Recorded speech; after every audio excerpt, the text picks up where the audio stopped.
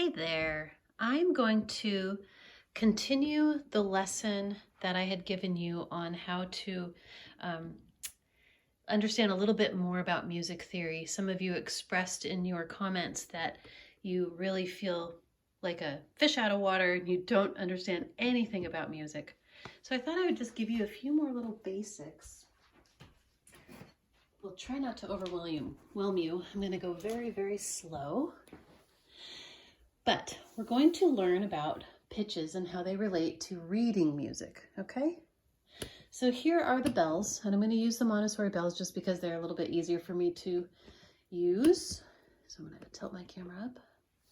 All right, so during our last lesson, we learned about the major scale. Do, re, mi, fa, sol, la, ti, do.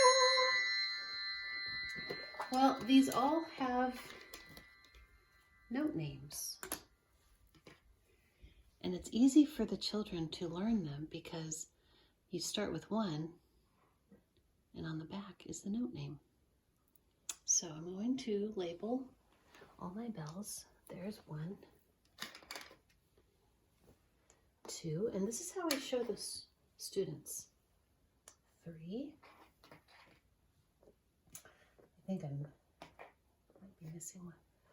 4, 5, 6, 7, and 8. So 1 through 8. There are 8 notes in a chromatics, not chromatic, I'm sorry, in a major scale. And then I would turn the numbers over to show the notes.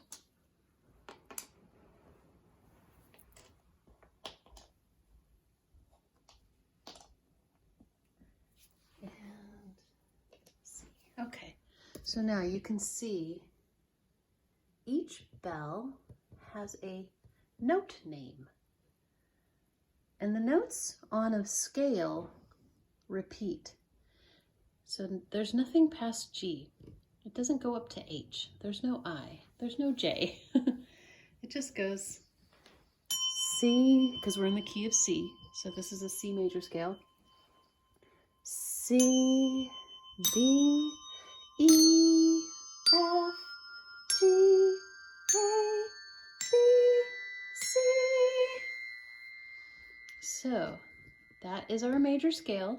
You could also sing do, re, mi, right? Do, re, mi, fa, sol, la, ti, do. Okay, so now I'm going to show you how the relationship between those pitches, there's a relationship between these sounds that you hear and notes that you read in music, those little black dots.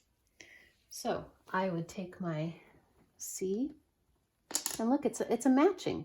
So even children as young as 3 can match these.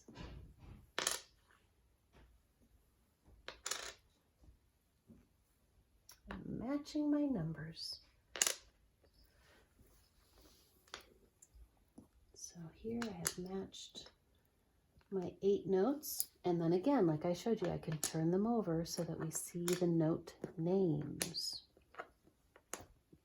and where they are on the staff. So this is called the staff.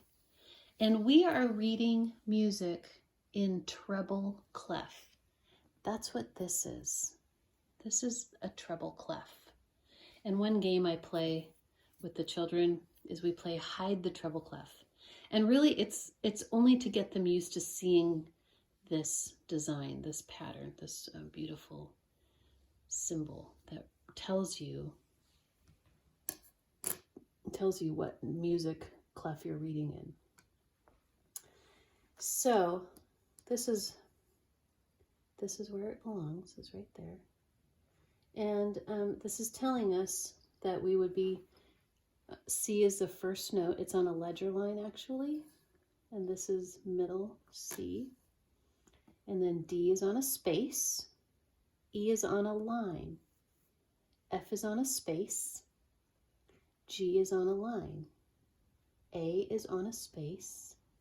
and B is on a line. C is on a space. C is not on a space over here, but it is over here. That's just how it falls. Now, once children have played with this enough, pretty soon they start recognizing that these notes, they don't have to be in order. They can be stacked on top of each other. That would be a very close chord. That would sound terrible, but they can be all over the place. They can go up and down and up and down. But this is the first lesson in the children understanding that these pitches are represented by these lines and spaces and dots. So if I see this, I know to play this. If I see this, well, now I know that I'm going to play the fifth note up. 1, 2, 3, 4, 5. So this G is right here. Okay? C, G. And then if I wanted to play this note, C, then I'd go up to the very end. All right. I'm going to shut this off and I'm going to go to the next lesson.